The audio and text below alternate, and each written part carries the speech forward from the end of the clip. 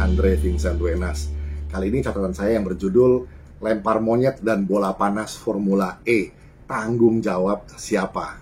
Begini, sahabat, melihat lintasan historis event Formula E ini, maka gubernur, itu di pihak eksekutif, serta DPRD DKI Jakarta periode 2014 sampai 2019, plus ketujuh fraksi DPRD periode sekarang yang menolak interpelasi, tentulah merupakan pihak yang paling bertanggung jawab.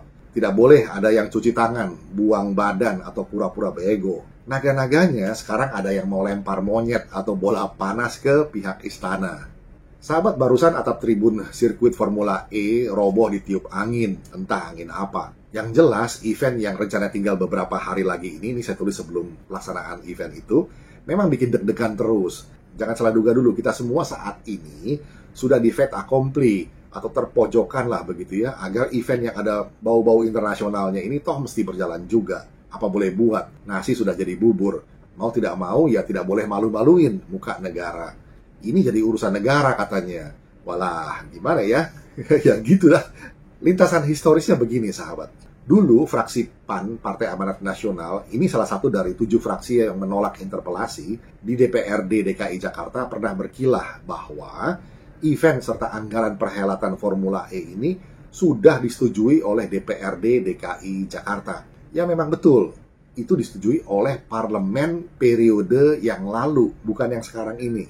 Setelah program ini diinisiasi oleh Gubernur Anies, maka berapatlah para anggota dewan pada Selasa sore tanggal 13 Agustus 2019. Agenda yang dibahas dalam rapat itu adalah soal kebijakan umum perubahan anggaran plafon prioritas anggaran sementara atau istilahnya KUPA PPAS untuk rancangan anggaran pendapatan dan belanja daerah perubahan APBDP tahun 2019. Nah, termasuk dibahas dalam persetujuan itu adalah soal persetujuan anggaran perhelatan Formula E. Sahabat, walau event ini tidak ada dalam Perda Rencana Pembangunan Jangka Menengah Daerah atau RPJMD, serta tidak ada juga dalam Pergub Percepatan Pelaksanaan Kegiatan Strategis Daerah atau KSD tahun 2019, namun entah kenapa DPRD periode lalu itu tetap nekat menyetujui anggaran sebesar 360 miliar atau 27,79 juta pound sterling untuk komitmen fee. Ini jelas aneh sekali.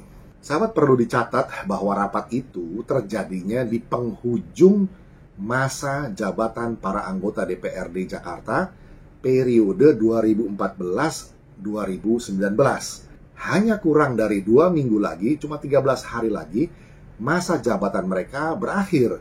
Sebabnya pada Senin pagi 26 Agustus 2019, anggota DPRD DKI Jakarta yang baru, yaitu anggota DPRD periode 2019 sampai 2024 nanti ini, itu dilantik.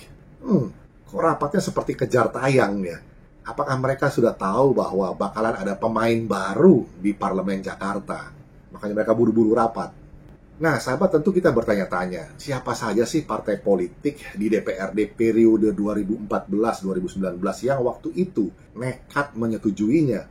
Jawabannya sangat jelas. 1. PDIP waktu itu punya 28 kursi, Gerindra punya 15, PKS ada 11, Demokrat 10 kursi, P3 10 kursi, Hanura 10 kursi, Golkar punya 9, PKB punya 6 kursi, Nasdem ada 5, dan PAN ada 2 kursi. Total 106 kursi di DPRD DKI Jakarta.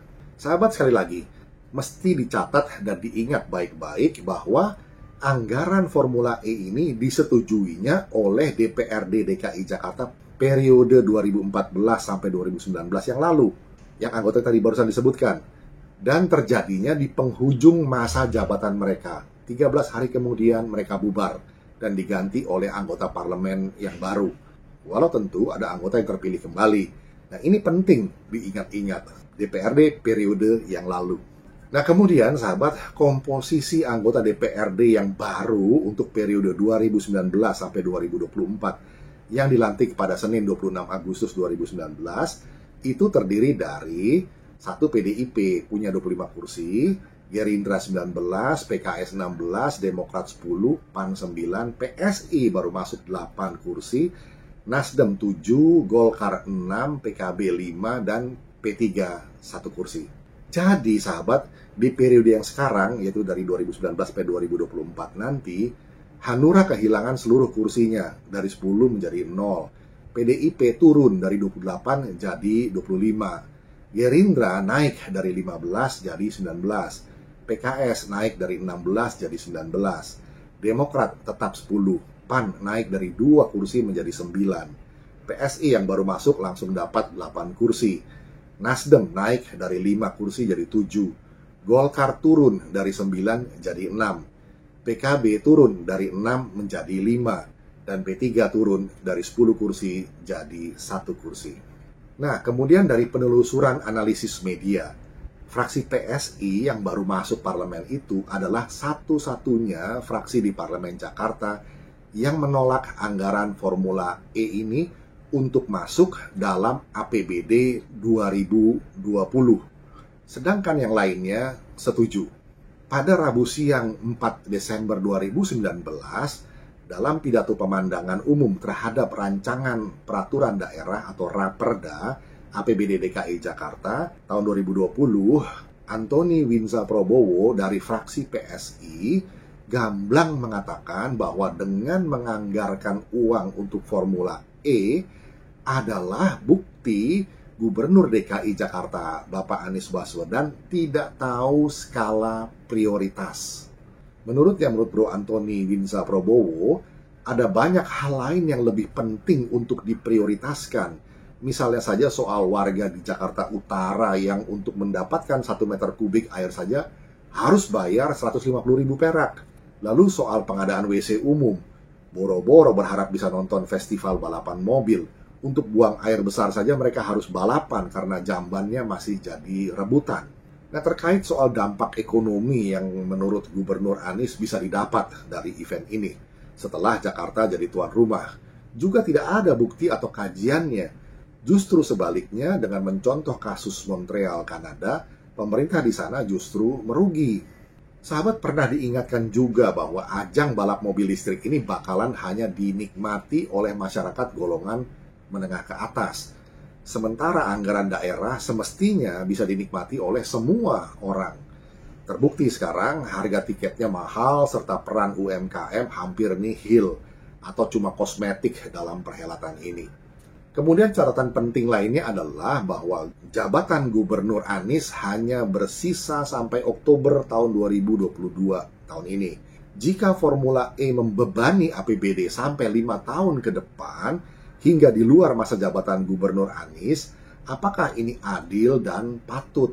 Halo BPK, halo KPK, dan halo Kemendagri. Lalu sekarang perhelatan ini tinggal beberapa hari dan bahkan sekarang sudah lewat. Sponsor untuk mendukung pendanaan acara ya tidak ada, nihil. Yang lainnya itu hanya minimal atau mungkin hanya produk atau bagaimana katanya. Yang ada tiket terusan Ancol yang dipaket untuk acara nonton balapan sehari ini. Akhirnya kita semua dipaksa berharap agar acara balapan Formula E berjalan dengan baik dan sukses. Artinya lancar dan tidak ada kecelakaan bagi pembalap maupun bagi penonton. Ini semua semata-mata agar tidak malu-maluin muka negara. Kemudian, apakah citra Indonesia bakal jadi membaik di panggung dunia gegara penyelenggaraan event ini? Ini sesuatu yang masih amat sangat abstrak. Saking abstraknya, sehingga bisa jadi alasan paling afdol untuk pembenaran tatkala acara berhasil berjalan dengan selamat. Lalu bagaimana soal keuntungan atau paling tidak balik modal? Ya lupakan saja.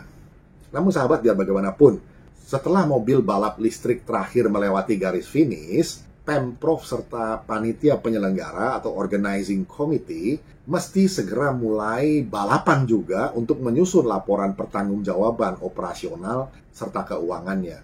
Tidak bisa lempar monyet atau bola panas lagi. Masa sih mesti pihak istana yang bikin laporan pertanggungjawabannya? Kan begitu. Demikian sahabat, catatan tentang lempar monyet dan bola panas Formula E. Tanggung jawab siapa? Kiranya bisa menjadi perspektif. Kita jumpa lagi di session berikutnya. Terima kasih.